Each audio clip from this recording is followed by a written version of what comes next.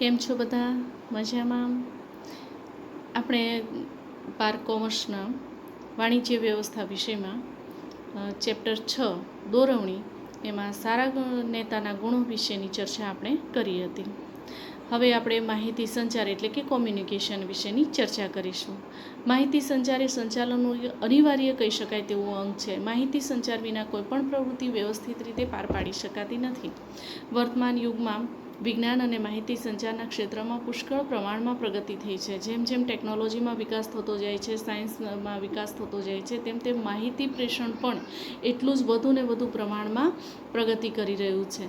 આ ક્ષેત્રની પ્રગતિના કારણે વિશ્વના તમામ દેશો એકબીજાની નજીક આવી ગયા છે તેમ કહીએ તો પણ ચાલે. આપણે અગાઉ તમે 11મા ધોરણમાં ભણી ચૂક્યા છીએ કે સમગ્ર વિશ્વ એક બજાર બની ગયું છે, સમગ્ર વિશ્વ એક ગામડું બની ગયું છે. એમ વિધાન સમજાવો એમ પૂછાતું હોય છે. તો આને લીધે થઈને માહિતી સંચાર એટલું અસરકારક બને છે કે દૂર દૂર હજારો માઇલો દૂર બેઠેલી વ્યક્તિ સાથે તમે રૂબરૂ સંપર્ક કરી શકો છો. ક્યારેક ઓડિયો દ્વારા, ક્યારેક વિડીયો દ્વારા, પ્રત્યક્ષ પણ તમે ચિત્ર લઈ શકો છો. તો આવી રીતે સ્વાભાવિક વસ્તુ છે કે એકબીજાના સ્થળ વચ્ચેનું ભૌગોલિક અંતર છે આપણે પૂરું નથી કરી શક્યા, પણ બે વ્યક્તિઓ વચ્ચેનું અંતર આપણે ચોક્કસ પૂરું કરી શકીએ છીએ, ઓછું કરી શક્યા છીએ. અને એટલા માટે બધા જ વચ્ચેનું અંતર ઓછું થઈ ગયું છે, એકબીજાની નજીક આવી ગયા છીએ એમ કહી શકાય. ગામડામાં કેવું હોય, તમે તો બધા ગામડાના લોકોને પરિચયમાં હશો, ગામડામાં કંઈક ને કંઈક તમારે રિલેશન હશે, એટલે તમને ખ્યાલ હશે કે એક ગામમાં કેટલા માણસો, કોણ, કઈ વ્યક્તિ શું કરે છે, તેનું નામ શું છે, તેના ઘરમાં કેટલા સભ્યો છે, વગેરે વગેરે બધી જ માહિતીની તેઓને ખબર હોય છે. એટલે ટૂંકમાં એકબીજાથી પરિચિત હોય છે.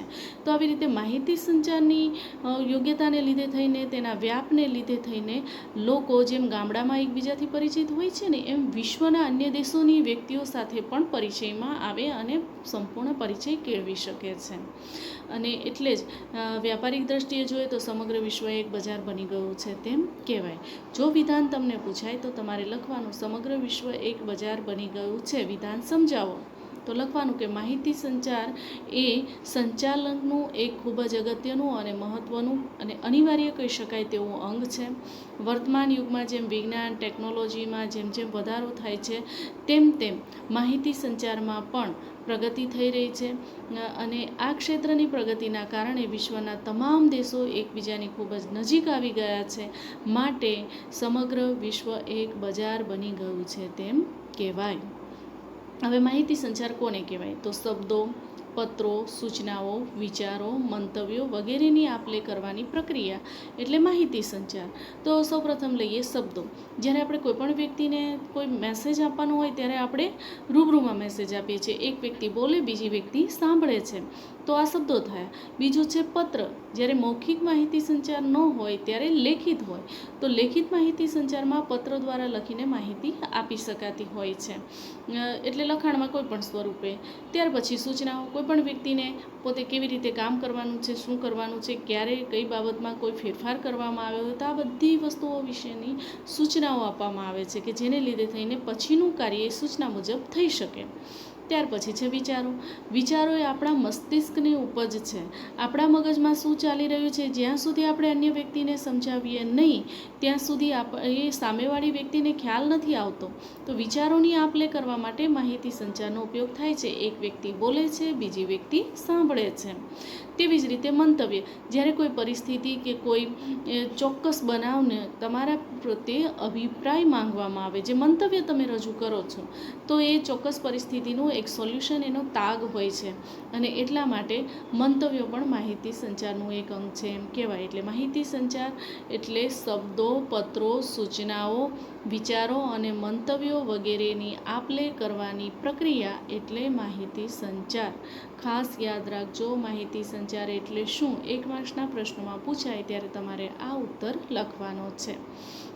એકમના વિવિધ વિભાગોની માહિતી સંચાલક પાસે હોવી ખૂબ જ જરૂરી છે. તળ સપાટીએથી કેટલીક માહિતી મધ્ય સપાટી અને ઉચ્ચ સપાટીએ પણ મોકલવાની જરૂર પડે છે. તો આ માહિતી પૂરી પાડવાની પ્રક્રિયા જે છે તેને માહિતી પ્રેષણ કહે છે. ત્યાં પણ તમે નિશાની કરી રાખજો અથવા નોટબુક લઈને બેસજો. માહિતી પ્રેષણ એટલે શું? તો તળ સપાટીથી ઉચ્ચ સપાટી સુધી માહિતી મોકલવાની પ્રક્રિયા તેને માહિતી પ્રેષણ કહેવામાં આવે છે. તેવી જ રીતે આ માહિતી પૂરી પાડવા માટે માહિતી સંચારમાં હુકમ આપવામાં આવે છે, આદેશ આપવામાં આવે છે, અહેવાલ મેળવવામાં આવે છે, ફરિયાદો સાંભળવાની, એ ફરિયાદોનો નિકાલ કરવાનો, આ બધી બાબતોનો સમાવેશ માહિતી સંચારમાં થાય છે.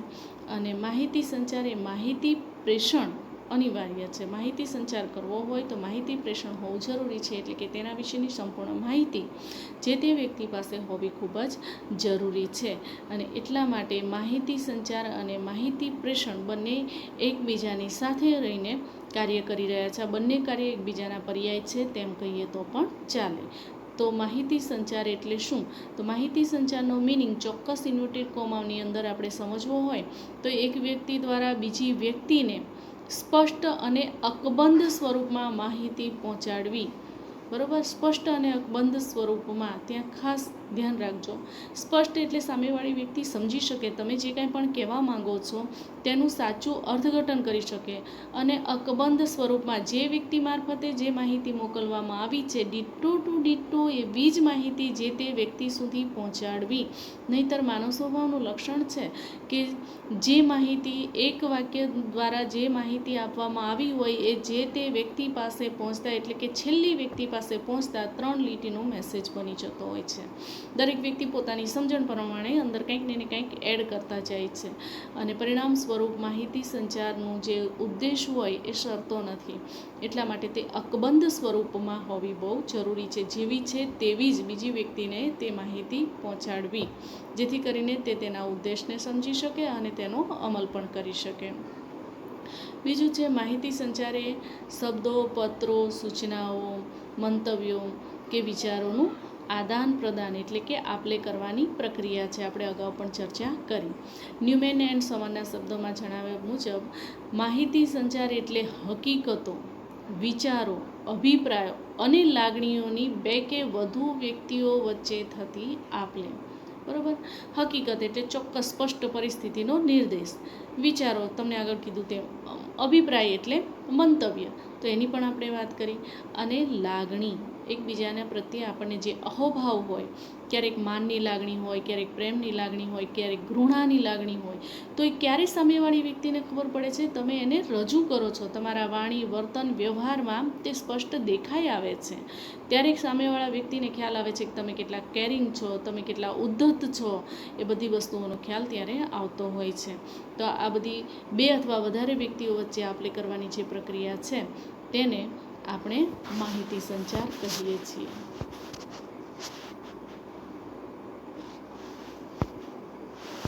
હવે આપણે માહિતી સંચારના લક્ષણો વિશે ચર્ચા કરીશું. તો માહિતી સંચારની લાક્ષણિકતા જણાવો, એટલે કેરેક્ટરાઇઝ વિશે આપણે ચર્ચા કરીશું. પ્રથમ પોઈન્ટ છે હેતુલક્ષી પ્રક્રિયા. માહિતી સંચારનો હેતુ ફક્ત માહિતી આપવાનો કે લેવાનો નથી, પરંતુ તેના દ્વારા ઔદ્યોગિક એકમના ચોક્કસ હેતુઓ છે તે સિદ્ધ કરવાનો છે. તો ચોક્કસ હેતુ સિદ્ધ કરવા માટે જ આપણે માહિતીની આપલે કરીએ છીએ. તેવી જ રીતે જે વ્યક્તિને માહિતી આપવામાં આવે તે વ્યક્તિ તે સંદેશાને સમજે છે કે નહીં તેની ખાસ તકેદારી રાખવામાં આવે છે. એક માહિતી મોકલાવી દીધી એટલે પૂરું થઈ ગયું એમ નહીં. આપણે જે મેસેજ આપ્યો છે તેને સામેવાળી વ્યક્તિ સમજી શકી છે કે કેમ એ જાણવું પણ બહુ જરૂરી બની જાય છે. તો આવી રીતે તેની ખાસ તકેદારી રાખવામાં આવતી હોય છે. ત્યાર પછી બીજું છે શબ્દો અને સ્પષ્ટ ભાષા હોવી જોઈએ. તો માહિતી સંચારમાં જે શબ્દો અને ભાષા વાપરવામાં આવે છે તે સ્પષ્ટ હોવા જોઈએ, ટૂંકમાં દ્વિઅર્થી ન હોવા જોઈએ. તમે બધા લેંગ્વેજ ભણો છો એટલે તમને ખ્યાલ છે આપણે ગુજરાતી ભાષામાં કેટલા બધા શબ્દો એવા હોય છે કે માત્ર ખાલી અનુસ્વાર મૂકવામાં આવે તો પણ તેનો અર્થ બદલાઈ જાય છે. રસ્વઈને બદલે દીર્ઘઈ, દીર્ઘઈને બદલે રસ્વઈ, રસ્વાઉને બદલે દીર્ઘયુ અથવા દીર્ઘઉને બદલે રસ્વઉ. તો આ બધાને લીધે થઈને જે તે શબ્દનો અર્થ બદલાઈ જતો હોય છે. દાખલા તરીકે ચીર, ચીર, દિન, દિન. બરાબર, આવી રીતે એવા અસંખ્ય શબ્દો છે કે જેમાં એવું બને છે કે માત્ર તેમાં સહેજ ફેરફાર કરવામાં આવે તો પણ તેનો આખો અર્થ બદલાઈ જતો હોય છે. તો એટલા માટે જ અને ઘણા બધા શબ્દો એવા હોય છે કે જો આપણે ભાષાની અંદર જે આપણે અલગ અલગ પ્રકારના ચિહ્નનો ઉપયોગ કરીએ છીએ એનો ઉપયોગ ન કરીએ તો પણ તેનો અર્થ બદલાઈ જતો હોય છે. અને એટલા માટે તે દ્વિઅર્થી ન હોવી જોઈએ. એક જ વાક્યનો ડબલ મિનિંગ થાય એવા પ્રકારનો મેસેજ ન હોવો જોઈએ, તે સ્પષ્ટ હોવી જોઈએ. ત્રીજું છે દ્વિમાર્ગી પ્રક્રિયા. માહિતી સંચારની પ્રક્રિયા દ્વિમાર્ગી છે એવો પ્રશ્ન પૂછાય છે, અથવા તો MCQમાં પૂછાતું હોય છે કે માહિતી સંચાર ખાલી જગ્યા છે પછી દ્વિમાર્ગી, એકમાર્ગી, દ્વિમાર્ગી એવી રીતે MCQમાં વિકલ્પો આપેલા હોય છે. તો એ દ્વિમાર્ગી પ્રક્રિયા છે. ઉચ્ચ સંચાલકોનો હેતુ, નીતિ, વિધિ, પદ્ધતિ અને નિયમોના સંદર્ભમાં જરૂરી માહિતી મધ્ય અને તળ સપાટીને મોકલી આપે છે, અને જ્યારે મધ્ય અને તળ સપાટીથી જરૂરી માહિતી રિપોર્ટ સ્વરૂપે ઉચ્ચ સંચાલકો મેળવે છે. ત્યાર પછી છે કાયમી પ્રક્રિયા. માહિતી સંચાર એ સતત અને કાયમી પ્રક્રિયા છે. એકમના ઉદ્ભવથી લઈને જ્યાં સુધી એકમ શરૂ રહે છે, એની પ્રવૃત્તિ શરૂ હોય છે ત્યાં સુધી માહિતી સંચારની પ્રક્રિયા પણ અવિરત ચાલુ રહે છે. જેમ એકમનો જ્યાં સુધી અસ્તિત્વ રહેશે ત્યાં સુધી તે ચાલુ રહેશે, એકમના અંત સાથે તેનો અંત આવે છે. અસંખ્ય સાધનો. આધુનિક સમયમાં માહિતી સંચારને અસરકારક બનાવવા માટે પુષ્કળ પ્રમાણમાં અલગ અલગ પ્રકારના સાધનોનો ઉપયોગ કરવામાં આવે છે, જેમાં મૌખિક, લેખિત સંદેશાઓ, બરાબર, મૌખિક સંદેશા, લેખિત સંદેશા અથવા તો ટેલિફોન, પછી fax, internet, mobile phone, SMS, ટેલેક્સ વગેરેનો ઉપયોગ કરવામાં આવે છે. તો માહિતી સંચારના માધ્યમો જણાવો એવો ટૂંકમાં પ્રશ્ન પૂછાય છે, તો તમારે આ સાધનો યાદ રાખવાના છે. અનેક પ્રકારો અને પદ્ધતિઓ. આ બધું જ તમે 11મા ધોરણમાં SP માં ભણી ગયા છો, એટલે તમારે વધારે મહેનત કરવાની જરૂર નહીં પડે, તમને બધું યાદ જ હશે. અનેક પ્રકારો અને પદ્ધતિઓ. તો માહિતી સંચારમાં અનેક પ્રકારો અને પદ્ધતિઓ જોવા મળે છે, જેવી કે આંતરિક માહિતી સંચાર, એટલે એકમની અંદર ને અંદર જ એકમના કર્મચારીઓ, તેના કામદારો, તેના અધિકારીઓ અને સંચાલકો વચ્ચે માહિતીની આપ-લે કરવામાં આવે તો એ આંતરિક માહિતી સંચાર છે. બાહ્ય માહિતી સંચાર એટલે એકમનો તેના બહારની વ્યક્તિઓ સાથે, ગવર્મેન્ટ છે, ટેક્સ કરવેરા વિભાગ છે, કે અન્ય ગ્રાહકો છે, કે કોઈ પણ બીજા વપરાશકર્તાઓ છે, તો એની સાથે જે માહિતી સંચાર કરવામાં આવે છે તે બાહ્ય માહિતી સંચાર છે. પછી લેખિત માહિતી સંચાર, લેખનના સ્વરૂપે આપવામાં આવે છે.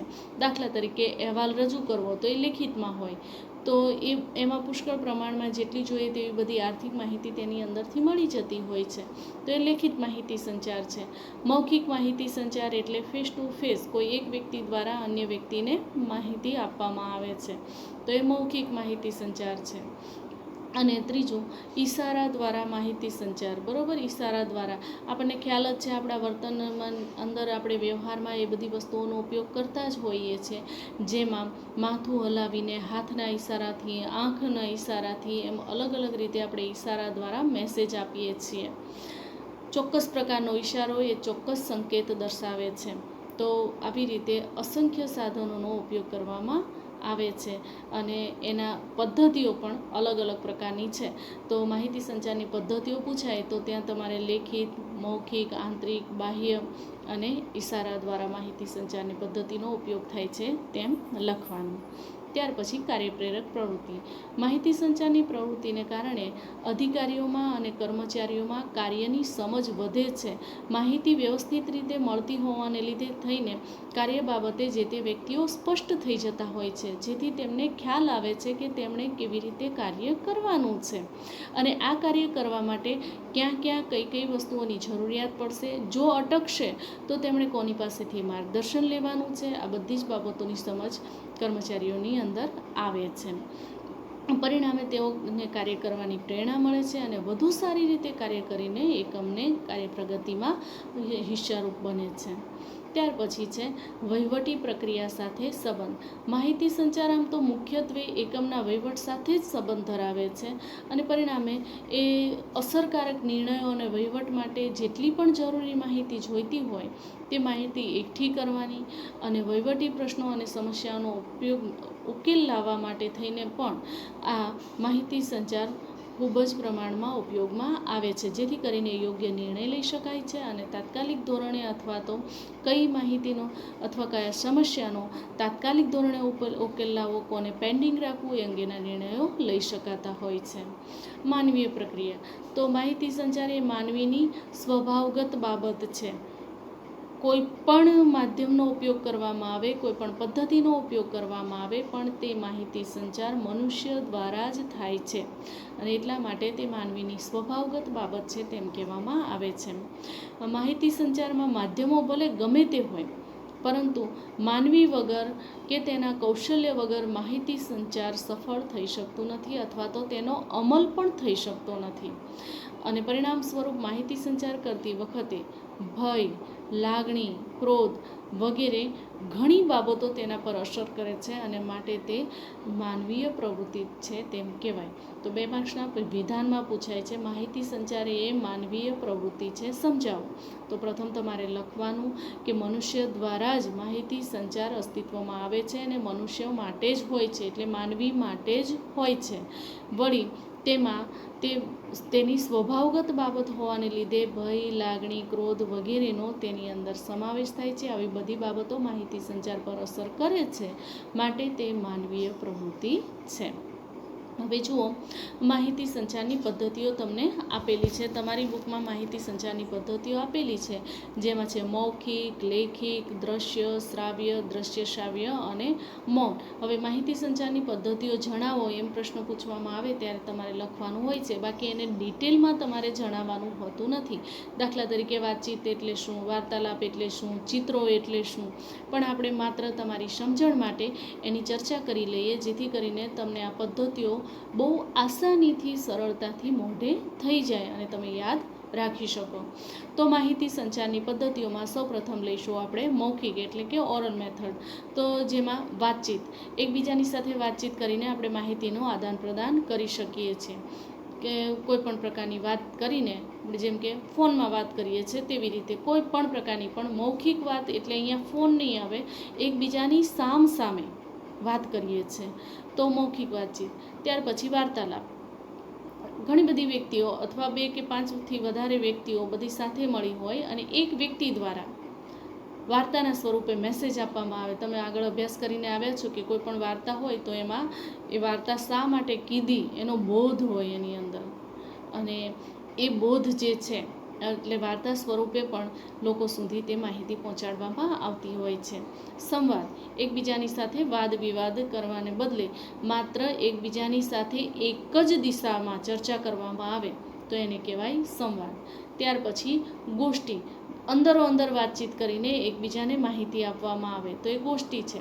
ત્યાર પછી ભાષણ, આપણે પોલિટિકલ જે લીડર હોય છે એ લોકો જે સ્પીચ આપે છે એ ભાષણ છે, કારણ કે બહુ બધી વ્યક્તિઓને એકઠી કરીને કોઈ એક વ્યક્તિ મારફતે આ બધી સૂચનાઓ આપવામાં આવતી હોય છે. ત્યાર પછી જૂથ ચર્ચા, એકમની અંદર જ્યારે બહુ બધા વ્યક્તિઓ કામ કરતા હોય ત્યારે તેને જૂથમાં વહેંચી દેવામાં આવે છે. અને સ્કૂલોની અંદર પણ અલગ અલગ જૂથ પાડેલા હોય છે, વ્હાઇટ જૂથ, પછી ગ્રીન જૂથ, બ્લુ જૂથ, એવી રીતે કલર્સના નામ આપીને આપી શકાય, અથવા તો પેરેટ, પીકોક એવા નામ આપી શકાય. વિદ્યાર્થીઓને જે પસંદ આવે, એમને મજા આવે એવા નામ રાખવામાં આવે છે. એકમની અંદર જૂથ 1, જૂથ 2, જૂથ 3 એવી રીતે પણ આપી શકાય. એ એકમ પર ડિપેન્ડ કરે છે કે એની સિસ્ટમ કેવી છે, પરંતુ આવી રીતે જૂથ બનાવવામાં આવે છે અને જૂથમાં ચર્ચા કરવામાં આવે છે, જેથી કરીને કોઈ પણ સમસ્યા હોય તો એના વિશે વિચારોની આપ લે કરવામાં આવે છે. કોઈ નવી બ્રાન્ચ ખોલવાની હોય, કોઈ નવો પ્રશ્ન હોય, કોઈ નવી માહિતી અન્ય લોકો સુધી પહોંચાડવાની હોય તો જૂથ ચર્ચા દ્વારા માહિતી સંચાર કરવામાં આવે છે. ત્યાર પછી છે લેખિત, જેને આપણે રિટન મેથડ કહીએ છીએ. દાખલા તરીકે વર્તમાનપત્રો, તો વર્તમાનપત્ર એક માહિતી સંચારનું અસરકારક માધ્યમ છે. સવાર ઉઠતાની સાથે જ ચાની ચૂસકી લેતા લેતા ન્યૂઝપેપર વાંચવાનો મૂડ કંઈક અલગ જ હોય છે. કેટલા લોકોને એની આદત હોય છે, જો સવારમાં ન્યૂઝપેપર ન વાંચ્યું હોય તો કંઈક ખૂટતું હોય એવું લાગે, આમ અધૂરું લાગે કંઈક. એટલે વર્તમાનપત્રોની અંદર આપણને પુષ્કળ પ્રમાણમાં માહિતી આપવામાં આવે છે, એટલે માહિતી સંચારનું માધ્યમ છે, બરાબર. એ ન્યૂઝ જે છે, જે સમાચાર છે એ આપણા માટે માહિતી છે. ત્યાર પછી સામયિકો, જે પુસ્તક સ્વરૂપે હોય છે, નાની એવી બુકલેટના સ્વરૂપમાં પણ હોઈ શકે. તે સાપ્તાહિક, પખવાડિક અથવા તો માસિક પણ હોઈ શકે. એટલે કે અઠવાડિયે પ્રકાશિત થતું હોય, 15 દિવસે પ્રકાશિત થતું હોય અથવા મંથલી પ્રકાશિત થતું હોય. એકમ પોતાના આવા સામયિકો પ્રસારિત કરે છે. અને તે સિવાય તમે ટ્રેનમાં અથવા બસમાં મુસાફરી કરતા હોય તો સ્ટેશન પર તમને આવા સામયિકો જોવા મળશે. સફારી હોય, ચિત્રલેખા હોય, પછી ધીંગામસ્તી હોય, આવા બધા તમે જુદા જુદા પુસ્તકો તમે જુઓ છો. તે બધાય સમયાંતરે પ્રકાશિત થતા હોય છે. તો આ બધા સામયિકો કહેવાય. પછી ચોપાનિયા, જેને આપણે પેમ્ફલેટ કહીએ છીએ, કે જ્યારે આપણે વર્તમાનપત્ર ખોલીએ ને એટલે એની અંદરથી ચોપાનિયા નીકળે, એટલે જે છૂટા કાગળ નીકળે જે તે એકમના. સ્કૂલોનો ટાઈમ હોય, એડમિશનનો સમય હોય, વેકેશનનો સમય હોય, વેકેશન ખુલવાનો સમય હોય તો સ્કૂલોના હોય, કોઈ નવું એકમ શરૂ થઈ રહ્યું હોય, કોઈ નવું યુનિટ, કોઈ નવી દુકાન, તો એને એ પોતાના છાપીને આપતા હોય છે. એટલે ન્યૂઝપેપરની અંદર એની સાથે જ એ ચોપાનિયા હોય છે, જેને આધારે તમે એ ખોલો અને તે વાંચો, જેથી તમને એ વિશેની માહિતી મળે. ત્યાર પછી જાહેર ખબર, એડવર્ટાઇઝમેન્ટ આપણે જેને કહીએ છીએ. તો એડવર્ટાઇઝમેન્ટ જે લેખિતમાં વર્તમાનપત્રોની અંદર લગ્ન વિષયક ને, વેચાણ વિષયક ને, પ્રોપર્ટી વિષયક ને, કેટલી બધી જાહેરાતો હોય છે. સોશિયલ જાહેરાતો પણ હોય છે. દાખલા તરીકે સામાજિક જાહેરાતો હોય તો એની અંદર કોઈ વ્યક્તિએ સારી સિદ્ધિ હાંસિલ કરી હોય તો એના વિશેની માહિતી આપવામાં આવી હોય. કોઈ વ્યક્તિનું મૃત્યુ થયું હોય તો એની શ્રદ્ધાંજલિ, એનું બેસણું વગેરે ક્યાં રાખવામાં આવ્યું, ક્યારે રાખવામાં આવ્યું, એવી માહિતી આપવામાં આવી હોય છે. ટૂંકમાં જાહેર ખબર દ્વારા આવી માહિતી આપવામાં આવે છે. ત્યાર પછી પત્રલેખન, જ્યારે કોઈ એક જ વ્યક્તિને સંબંધીને માહિતી આપવાની હોય અને એ લેખિતમાં આપવાની હોય ત્યારે પત્ર લખીને જે તે વ્યક્તિને આપવામાં આવે છે. દાખલા તરીકે કોઈ વ્યક્તિ નોકરીએ લાગે તો એનો જોઈનિંગ લેટર, બરાબર, તો પત્રમાં એ પત્ર સ્વરૂપે હોય છે, જે તે વ્યક્તિને આપવામાં આવે છે. ત્યાર પછી છે હસ્તલિખિત પ્રત, અલગ અલગ પ્રકારની. ગાંધીજીનો અક્ષરદેહ, જો તમે આ બધામાં ઇન્ટરેસ્ટ ધરાવતા હોય તો તમને ખ્યાલ હશે કે જેમાં એમના પોતાના રાઇટિંગમાં બધી બાબતો દર્શાવેલી છે. એમના પત્રો જે છે એ આખા પબ્લિશ કરવામાં આવ્યા છે કે લોકો એ વાંચી શકે ને એમાંથી પ્રેરણા લઈ શકે. ત્યાર પછી ઈમેલ, બરાબર. અત્યારે અદ્યતન સાધન અને ટેકનોલોજીનો ઉપયોગ કરવામાં આવે છે, તો ઈમેલ દ્વારા માહિતીની આપ-લે કરવામાં આવતી હોય છે. મેસેજ મૂકવામાં આવે છે, અન્ય વ્યક્તિએ જે મેસેજ આપ્યા હોય એ આપણે વાંચી શકીએ છીએ. તો ઈમેલ દ્વારા લેખિતમાં માહિતીની આપ-લે થાય છે. ત્યાર પછી છે દ્રશ્ય, એટલે કે માત્ર જોઈ શકીએ છીએ, તે બોલતું નથી. તો એક તો નકશા, અલગ અલગ પ્રકારના નકશા. પછી અહીંયા આપણી સમજણ એવી હોય છે કે નકશા એટલે ભૌગોલિક નકશા. અત્યાર સુધી આપણે 9મા 10મામાં સમાજમાં ભણતા આવ્યા છીએ એટલે આપણે એટલું જ સમજતા હોઈએ છીએ. પણ એમાંય તમે ખાલી એવું સમજો કે નદી હોય તો એના માટેની અલગ રેખાઓ હશે, પછી ડેમ હોય તો એની, અભયારણ્ય હોય તો એની, પછી અલગ અલગ પ્રકારના ધોરીમાર્ગો હોય, ટ્રેનના રસ્તાઓ હોય, રેલ માર્ગો જે હોય, તો એ બધાની ચોક્કસ અલગ અલગ સંજ્ઞાઓ દ્વારા દર્શાવવામાં આવે છે, જેના દ્વારા આપણને ખ્યાલ પડે છે, જોઈને જ ખ્યાલ આવી જાય છે કે અહીંયા આ વસ્તુ છે. તમે મેપમાં જાઓ તો ગૂગલ મેપમાંથી તમને ચોક્કસ પ્રકારની માહિતી જોઈતી હોય તો મેપમાં તમને એના સિમ્બોલ સાથે વસ્તુની માહિતી મળતી હોય છે. તો આ તમે જોઈ શકો છો. ત્યાર પછી ચિત્ર, જુદા જુદા ચિત્રો પોતે જ એક મેસેજ હોય છે. તો આ ચિત્ર દ્વારા અલગ અલગ પ્રકારના મેસેજ લોકો સુધી પહોંચાડવામાં આવતા હોય છે. ત્યાર પછી આકૃતિ, જુદી જુદી આકૃતિ દ્વારા પણ, દાખલા તરીકે એકમની અંદર કામ કરનાર કર્મચારીઓ કેટલા છે ને ક્યાં ક્યાં સ્થિત છે, એકમની અંદર અલગ અલગ વ્યક્તિઓની ક્યાં ઓફિસ આવેલી છે, તો એનું પણ એક ડાયાગ્રામ બની શકે. પછી એને વૃક્ષના સ્વરૂપે દર્શાવી શકાય, સ્ટેપ બાય સ્ટેપ દર્શાવી શકાય, કોઈ ચિત્રના સ્વરૂપમાં, કોઈ આકૃતિના સ્વરૂપમાં, પિરામિડના સ્વરૂપમાં, એમ જુદા જુદા ચિત્રો અને આકૃતિઓ દ્વારા તે દર્શાવી શકાતી હોય છે. આલેખ, તો આલેખ પણ તમે ભણી ગયા છો, બરાબર. અત્યારે તમે ઇન્ટ્રાડે ને શેર માર્કેટ ને એવું બધું કંઈક જોતા હોય, નિફ્ટી ને એવું બધું, તો એનો એક આલેખ આવે છે, ગ્રાફ, કાર્ડિયોગ્રામ. જેમ દરેક વ્યક્તિના હાર્ટનો કાર્ડિયો હોય ને, એના દ્વારા એને જે હાર્ટબીટ છે એની રિધમનો ખ્યાલ આવે છે. એવી જ રીતે એકમની હાર્ટબીટ, આ નકશો છે, એનો પ્રોગ્રેસ. કોઈ શેર વિશે તમે નકશો મેળવો ને તો પણ તમને ખ્યાલ આવી જાય કે કેટલા એ ખુલ્યો, ક્યાં અપ થયો, કેટલો અપ પાડીને ડાઉન થયો અને છેલ્લે ક્લોઝિંગ કેટલાનું થયું, એ બધી વસ્તુની માહિતી એમાંથી મળી જતી હોય છે. ત્યાર પછી રંગો, રંગ દ્વારા પણ, રંગો પણ પોતે બોલે છે. દાખલા તરીકે ગુલાબી રંગ, પછી સફેદ રંગ, લીલો રંગ, બરાબર. આ ચોક્કસ પ્રકારના કેસરી રંગ. તો આપણા ધ્વજના જ 3 રંગ લઈએ તો લીલો રંગ એ સમૃદ્ધિ દર્શાવે છે, સફેદ રંગ શાંતિનું સૂચક છે, કેસરી રંગ શૌર્ય અને વીરતા દર્શાવે છે, બરાબર. તો આવી રીતે રંગો દ્વારા હવે આપણે એકમની વાત લઈએ તો ગ્રીન અને રેડ ચોરસ ખાનાની અંદર આવું ટપકું આવે છે ફૂડ પેકેટ્સ પર. તો એ દર્શાવે છે રેડ હોય તો એ વેજીટેરિયન મટીરિયલ્સ છે, અને પેલું જે ગ્રીન હોય તો એ વેજીટેરિયન મટીરિયલ્સ છે એમ દર્શાવે છે. તો એ ખાલી ચિત્ર જોઈને જ આપણને ખ્યાલ આવી જતો હોય છે. ત્યાર પછી પ્રતીક. દરેક એકમની પોતાનો એક સિમ્બોલ હોય છે. થમ્સઅપ હોય તો અંગૂઠો બતાવેલો હોય. પછી અલગ અલગ જુદા જુદા તમે જુઓ, જુદી જુદી કોઈ પણ એકમની અંદર આવી બધી વસ્તુઓ તમને મારુતિ સુઝુકી છે તો મારુતિનો એમ, સુઝુકીનો એસ, એવી રીતે ટાટા હોય તો ટાટાનો ટીક એવા સિમ્બોલમાં દર્શાવેલો હોય છે. ગોદરેજ હોય તો એ રનિંગ કર્સિવ રાઇટિંગમાં ગોદરેજ લખેલું હોય છે. આ બધા એના પ્રતીકો છે જેના દ્વારા ખ્યાલ આવે છે કે કયા એકમનું છે. આ બધી માહિતી મળે છે આપણને એના દ્વારા. ત્યાર પછી ચિહ્નો. ચિહ્નો માટે બહુ દૂર જવાની જરૂર નથી. માહિતી સંચાર માટે ચિહ્નો જોવા હોય તો તમારી બધી બુકની પાછળ પણ આવે જ છે, બરાબર.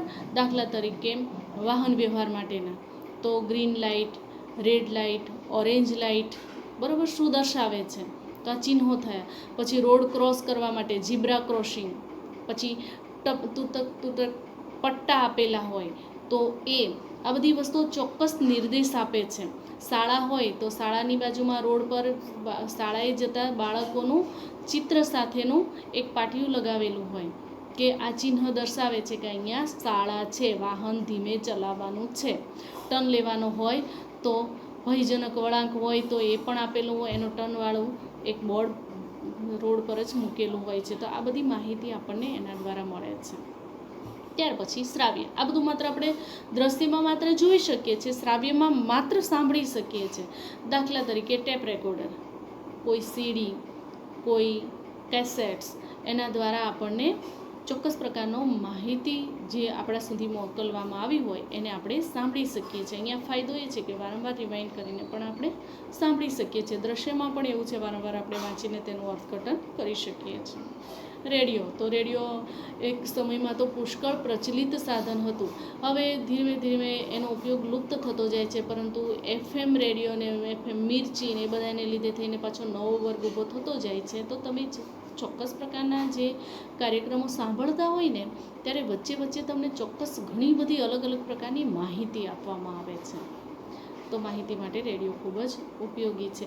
અને પહેલાંના સમયમાં તો અત્યારે ટેલિવિઝનનો પુષ્કળ ઉપયોગ થાય છે. પહેલાંના સમયે જેમ કે ઇન્દિરા ગાંધીની હત્યા થઈ, ગાંધીજીની હત્યા થઈ, તો આ બધાય બહુ જ ઇમ્પોર્ટન્સ કહી શકાય તેવા ન્યૂઝ રેડિયો પર પ્રસારિત કરવામાં આવતા, ભાષણ પણ રેડિયો પર પ્રસારિત કરવામાં આવતા, જેથી કરીને લોકોને તેના વિશેની માહિતી મળી શકે ને તેઓ સાંભળી શકે. ટેલિફોન. અહીંયા ટેલિફોન એટલે ઘણાને મોબાઈલ ને ટેલિફોન, ફોન ને મોબાઈલ બધું એક જ ન કહેવાય, પણ એક ન કહેવાય. ટેલિફોન એટલે દોરડાવાળો ફોન. હા, વાયરલેસ ટેલિફોન પણ હોય છે, પણ મોબાઈલ અને ટેલિફોન જે આપણે નંબર ડાયલ કરીએ છીએ ટેલિફોન છે, બરાબર. તો એના દ્વારા માહિતીની આપણે કરીએ છીએ. ટેલિકોન્ફરન્સ તો એની અંદર પણ આપણે એકસાથે એમાં પછી હવે તમે મોબાઈલ અલગ પણ લખી શકો અને મોબાઈલમાં જ તમે કોન્ફરન્સમાં એક કરતાં વધારે વ્યક્તિઓ સાથે તમે વાત કરી શકો છો. તો આ ટેલિકોન્ફરન્સ કહેવાય. હવે દ્રશ્ય અને શ્રાવ્ય બંને જોઈ પણ શકાય અને સાંભળી પણ શકાય. દાખલા તરીકે ચલચિત્ર એટલે ફિલ્મ, એમાં ડોક્યુમેન્ટરી એ બહુ જ મહત્ત્વનું સાધન છે જેના દ્વારા લોકો સુધી માહિતી પહોંચાડવામાં આવે છે. આપણે હજી હમણાં જ હવે 5 તારીખે લાયન્સ ડે ગયો, બરાબર. એની ઉજવણી 10 તારીખ પર આપણે પેન્ડિંગ રાખી છે ગવર્મેન્ટે, પણ ત્યારે તમને ચોક્કસ પ્રકારની એક સીડી બતાવવામાં આવે છે જેમાં લાયન વિશેની માહિતી અને બધું જે લાયનનું કેવી રીતે અભયારણ્યો છે, ત્યાં કેવી રીતે દેખરેખ રાખવામાં આવે છે, આ બધી બાબતની માહિતી એની અંદરથી આપણને મળતી હોય છે. તો આ એક ફિલ્મ છે, ચલચિત્ર, બરાબર. તો ચલચિત્ર. ત્યાર પછી ટેલિવિઝન. ટીવી દ્વારા પણ ચોક્કસ પ્રકારના ન્યૂઝ, ચોક્કસ પ્રકારની માહિતી, દાખલા તરીકે મન કી બાત, તો એ માહિતી આપણને ટેલિવિઝન પર મળે છે. પછી ઇન્ટરનેટ, તો નેટ પર તો તમે ગૂગલ, યુટ્યુબ, વોટ્સઅપ એ બધું સોશિયલ મીડિયા જેને આપણે કહીએ છીએ એના પર અઢળક પુષ્કળ પ્રમાણમાં માહિતીની આપલે આપણે કરી શકીએ છીએ, જે લખી પણ શકાય છે, એટલે જોઈ પણ શકાય છે અને સાંભળી પણ શકાય છે. ત્યાર પછી કમ્પ્યુટર્સની અંદર પણ વેબ કેમેરા હોય છે. કેમેરો ન હોય તો તમે અલગથી વેબ કેમેરો જોઈન્ટ કરી શકો છો અને એની સાથે સાથે તમે કોઈ પણ પ્રકારના સ્પીકરનો ઉપયોગ કરીને એને સાંભળી પણ શકો છો. તો આવી રીતે કમ્પ્યુટર્સનો ઉપયોગ પણ ઓડિયો વિડીયો તરીકે થાય છે. આ તો સીપીયુની વાત કરી. લેપટોપની અંદર તો આ બધી જ સિસ્ટમ અવેલેબલ હોય છે. ત્યાર પછી વિડીયો કેસેટ્સ, મેં તમને પહેલાં પણ કીધું કે ઓડિયો કેસેટ તો હોય છે કે જેમાં આપણે માત્ર સાંભળીએ છીએ, તો એ ટેપ રેકોર્ડરની કેસેટ હોય છે. પણ વિડીયો કેસેટ જેને વીસીઆરમાં રનિંગ કરવામાં આવતી, પહેલાં ફિલ્મો જોવા માટે, લગ્ન પ્રસંગો હોય તો એની મેમરી કેચ કરવા માટે આપણે વિડીયો કેસેટનો ઉપયોગ કરતા હતા. હવે સીડીનો ઉપયોગ થાય છે, એટલે વિડીયો કેસેટનો પણ તેની અંદર સમાવેશ થાય છે. અહીંયા સીડી એક તમારે અલગથી ઉમેરી દેવાનું. સીડી અને ફ્લોપી ડિસ્ક બે વસ્તુ તમે આની અંદર ઉમેરી શકો. ત્યાર પછી મૌન, કાંઈ જ ન કહીએ છતાંય આપણે સંકેત દ્વારા ચોક્કસ પ્રકારનો મેસેજ અન્ય વ્યક્તિને આપી શકીએ છીએ. દાખલા તરીકે મૂક સહમતિ, કોઈ વ્યક્તિ તમને કંઈક પૂછી રહ્યું હોય ને તમે માત્ર આમ માથું હલાવી દો એટલે એનો અર્થ એ થયો કે હા, અને આમ કરો તો ના. બરાબર, કંઈ પણ બોલવાનું રહેતું નથી. કોઈ પ્રશ્નના ઉત્તરમાં તમે હા કે નાનો જવાબ આપવા માટે મૂંગા રહીને સહમતિ આપો છો. ત્યાર પછી મૂક અસહમતિ, સહમતિ એટલે યસ અને માથું હલાવીને ના પાડીએ તો અસહમતિ. એ તમે મૂંગા રહીને માથું હલાવીને હાથના ઈશારાથી આમ પણ કરી શકો છો. બરાબર, તો એવી રીતે ચોક્કસ પ્રકારના અવયવનો ઉપયોગ કરીને તમે તેને હા કે ના કહી શકો છો, એટલે સહમતિ અને અસહમતિ દર્શાવી શકો છો. ત્યાર પછી હાવભાવ, ગુસ્સામાં, પ્રેમમાં, લાગણીમાં અલગ અલગ પ્રકારના હાવભાવ વ્યક્તિના ચહેરા પર જોવા મળે છે. દાખલા તરીકે વ્યક્તિ હસતું હોય કે રડતું હોય તો એના હાવભાવ પરથી જ ખબર પડે. આંખમાં આંસુ હોય, ચહેરો ગમગીન હોય તો આપણને ખ્યાલ પડે કે તે રડે છે. બરાબર, ત્યાર પછી વ્યક્તિ હશે તો તે ખુશ છે એમ આપણે માની લઈએ છીએ, એટલે હાવભાવ દ્વારા આ એક મેસેજ મળ્યો. તેવી જ રીતે કોઈ પ્રશ્નના ઉત્તરમાં પણ, અથવા તો કોઈ વ્યક્તિ બહુ તોફાન કરતા હોય ને એની સામે કોઈ વડીલ આવીને માત્ર આમ નજર પણ કરે ને, એની સામે જોવે ને, ત્યાં બાળકને ખબર પડી જાય કે આપણને જોઈ રહ્યા છે, આપણને ખીજાશે, એટલે ચૂપ થઈ જશે. તો આંખના ઈશારાથી પણ આંખો પોળી કરીને, આંખો બંધ રાખીને, આંખ પિચકારીને, ગમે તે પ્રમાણે અલગ અલગ રીતે હાવભાવ આપીને માહિતી પહોંચાડી શકાય છે. બોડી લેંગ્વેજ, બરાબર, વ્યક્તિના હાવભાવ આખા બોડી દ્વારા વ્યક્તિની ચાલ પરથી ખબર પડી જાય તે ગુસ્સામાં છે કે તે નબળું છે. એ વસ્તુની માહિતી મળી જતી હોય છે. ગુસ્સામાં હોય ધમ પછાડા કરતા હોય, પગ પછાડવાની બધાને તમને પણ આદત હશે. બરાબર, તો એવી રીતે તમે તમારો ગુસ્સો, ક્રોધ, અસહમતિ દર્શાવો છો. અને જ્યારે ખુશ હોય ત્યારે તમારી બોડી લેંગ્વેજ અલગ જ હોય. ડાન્સ કરતાં કરતાં ચાલતા હોય, એ મજાના ગીતો લલકારતા હોય, તો આખી વસ્તુ અલગ તમારા વર્તનમાં જ દેખાઈ આવે છે, જે સામેવાળી વ્યક્તિ જોઈ અને સાંભળી શકે છે. એના માટે તમારે ચોક્કસ શબ્દોનો ઉપયોગ કરવાની જરૂર રહેતી નથી. જોઈને જ ખબર પડી જાય છે કે આ વ્યક્તિ આજે ખૂબ ખુશ છે. શું વાત છે, આજે તો બહુ ખુશ છે ને કંઈ, એમ આપણે કહેતા હોઈએ છીએ. ક્યારેક કોઈ વ્યક્તિ બહુ સેડ હોય તો શું થયું, કેમ આજે મૂડ નથી, એમ આપણે પૂછતા હોઈએ છીએ. ક્યારે પૂછી શકીએ છીએ? એના હાવભાવ પરથી, એની બોડી લેંગ્વેજ પરથી આપણને આ માહિતી મળે છે, માટે આપણને ખ્યાલ આવે છે. તો આ હતી માહિતી સંચારની પદ્ધતિઓ. તમારે માહિતી સંચારની પદ્ધતિઓની ડિટેલમાં ચર્ચા કરીને પ્રશ્ન લખવાનો હોતો નથી, એટલે તમારે એ રીતે. આજે આપણે માહિતી સંચાર, માહિતી પ્રેષણ, તેનો અર્થ, ટૂંકા પ્રશ્નો અને માહિતી સંચારની વ્યાખ્યાઓ, માહિતી સંચારના સાધનો અને માહિતી સંચારની પદ્ધતિઓ વિશે ચર્ચા કરી. આ બધી જ બાબતો વારંવાર સાંભળજો, વાંચજો અને સરસ રીતે તૈયાર કરી દેજો. આમાંથી તમને ટૂંકા માર્ક્સના ઘણા બધા પ્રશ્નો નીકળશે, પરીક્ષામાં પૂછાતા હોય છે. એટલે વ્યવસ્થિત રીતે તૈયાર કરી નાખજો અને ટૂંકા પ્રશ્નોમાં માહિતી સંચારની પદ્ધતિઓ જણાવો. તમારે આખો ચાર્ટ સરસ રીતે મોઢે કરી નાખવાનો છે. માહિતી સંચારના માધ્યમો જણાવો, એ પણ તમારે મોઢે કરી નાખવાનું છે. માહિતી સંચાર એટલે શું, માહિતી પ્રેષણ એટલે શું, માહિતી સંચારના માધ્યમો અને માહિતી સંચારની પદ્ધતિઓ, આ ટૂંકા પ્રશ્નો તમારે લખીને તમારી નોટબુકમાં રેડી રાખવાના છે. બરાબર, આટલું લેશન તમારે કરવાનું છે.